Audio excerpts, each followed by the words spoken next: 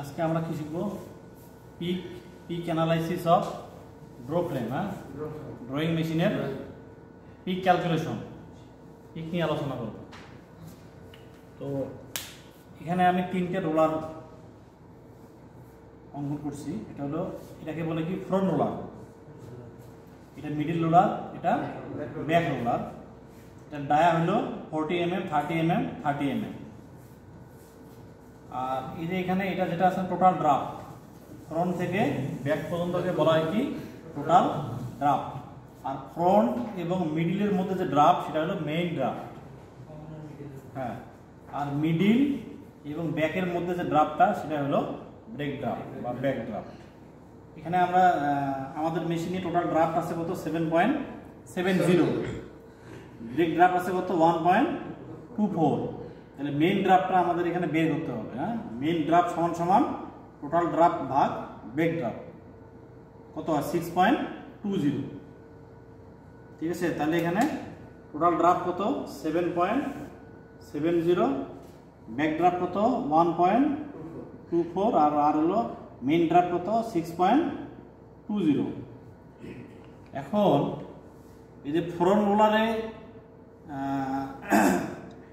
কত কত mm পর পর বা কত সেন্টিমিটার পর পর পিক আসবে সেটা আমরা ক্যালকুলেশন করব। হ্যাঁ, মিডিল রোলারে কত সেন্টিমিটার বা কত mm পর পর পিক আসে সেটা আমরা জানবো।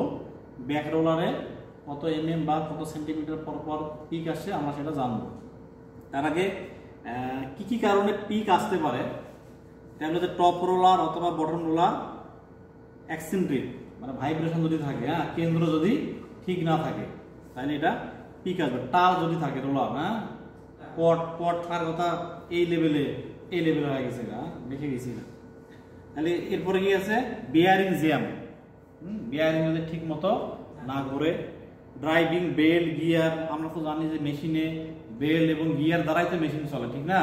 এই বেল যদি লুজ থাকে, বেলের তোমার হলো দাঁত যদি তোমার ক্ষয় থাকে, হ্যাঁ, ক্ষয় যায়, বা যদি ভাঙা থাকে, সেম গিয়ারের দাঁত যদি ভাঙা থাকে তাইলে পিক আসবে।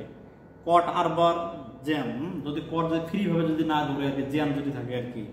কট কাট অথবা ড্যামেজ, আমরা জানি যে কট রোলার আছে না, কট যদি ফাটা থাকে, যদি ড্যামেজ থাকে তাহলে হ্যাঁ পিক আসতে পারে। এখন আমরা ক্যালকুলেশন করব যে এই ফ্রন্ট রোলার কত mm পর পর পিক আসতে পারে।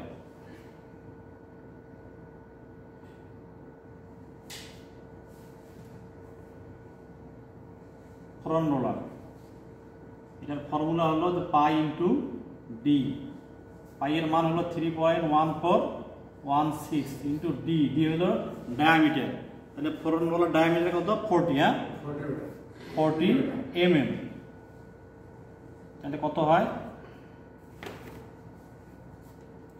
3.1416 ইন্টু 40 mm, 125.6 mm। হ্যাঁ, এটা যদি আমরা সেন্টিমিটার করি ভাগ 10,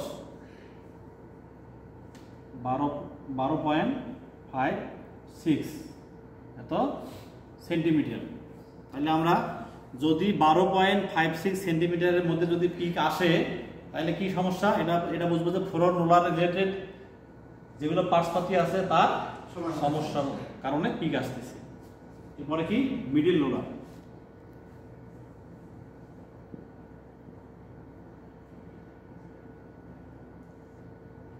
মিডিল রোলার যখন আমরা পিক ক্যালকুলেশন করব, এখানে দেখো, এখানে দেখো, আমরা এখন পিক ক্যালকুলেশন করবো কোন রোলারের? এই মিডিল রোলার। এই মিডিল রোলারে যখন পিক ক্যালকুলেশন করব তখন এই মেইন ড্রাফট দ্বারা গুণ করতে হবে ইনটু মেইন জোন ড্রাফট। হ্যাঁ, মেইন জোন ড্রাফট এটাকে বলা হয় এম ডি দিয়ে, না, মেইন ড্রাফট। আমরা মান বসাই দেই 3.1416, এটা ডায়া কত? 30 mm ইন্টু মেইন ড্রাফট কত? 6.20।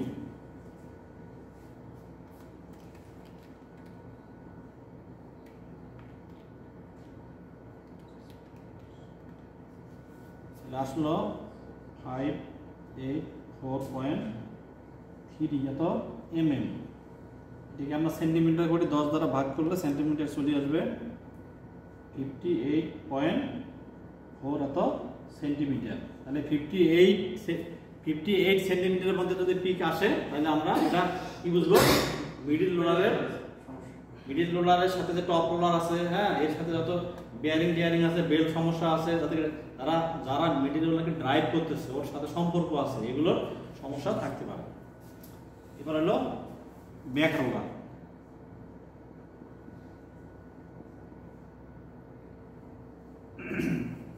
ফর্মুলা হবে pi into D into total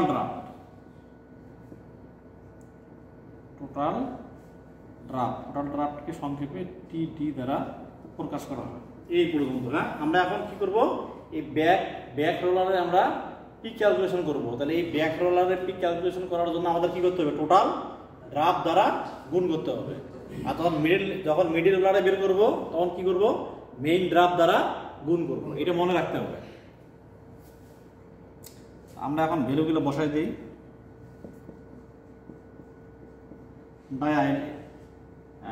back roller dia কত, 30 mm, আর টোটাল ড্রাফট 7.70।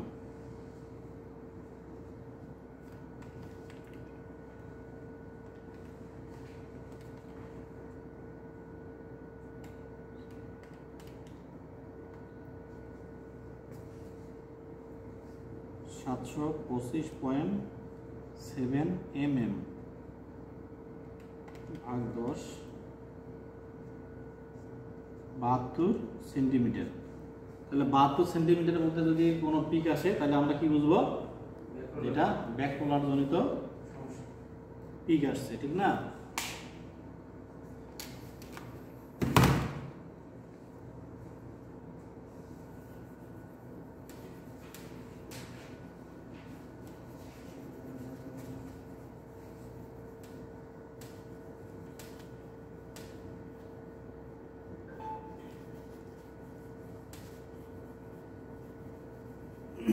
এখন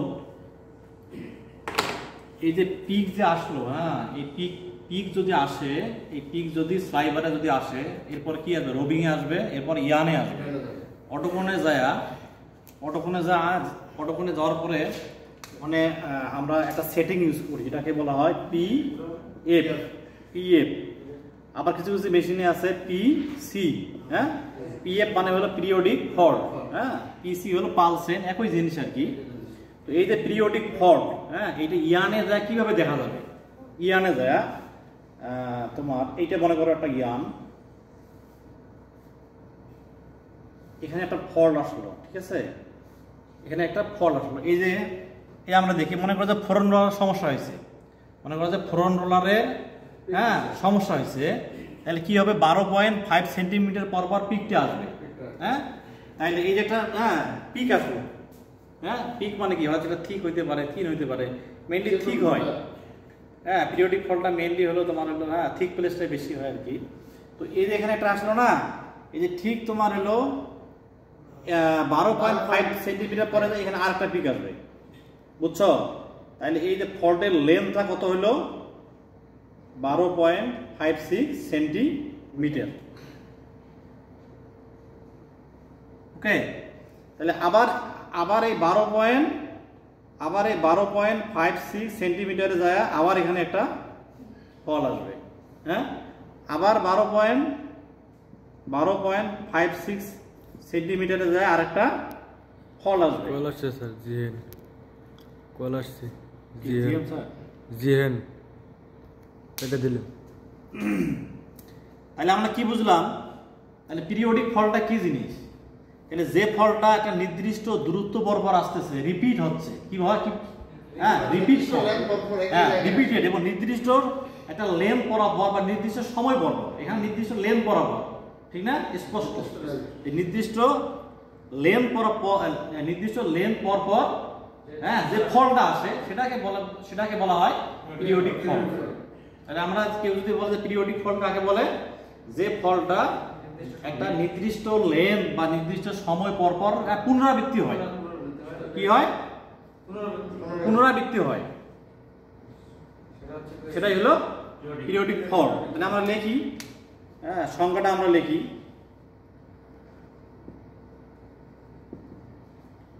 periodic fault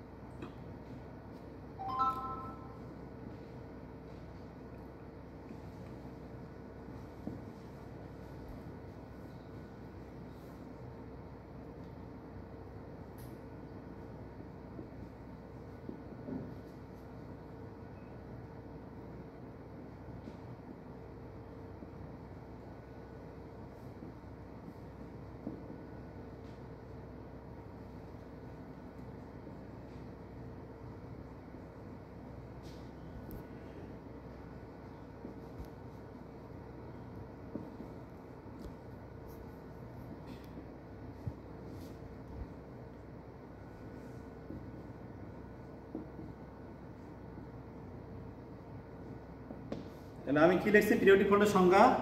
if the fault repeats, repeat মানে কি? পুনরাবৃত্তি হয়। যদি কোনো ফল কি হয়? পুনরাবৃত্তি হয়। এ সার্টেন, সার্টেন মানে নির্দিষ্ট, নির্দিষ্ট লেন্থ। এই কি দেখো, নির্দিষ্ট লেন্থ আছে না, এই দেখো নির্দিষ্ট লেন্থ, নির্দিষ্ট লেন্থ পর পর কি হয়? রিপিট হয়। নির্দিষ্ট লেন্থ পর পর কি হয়? রিপিট হয়। তাইলে আমরা দেন দ্য ফল মানে ওই ফলটাকে আমরা বলতে পারি পিরিয়ডিক ফল্ট। ঠিক আছে?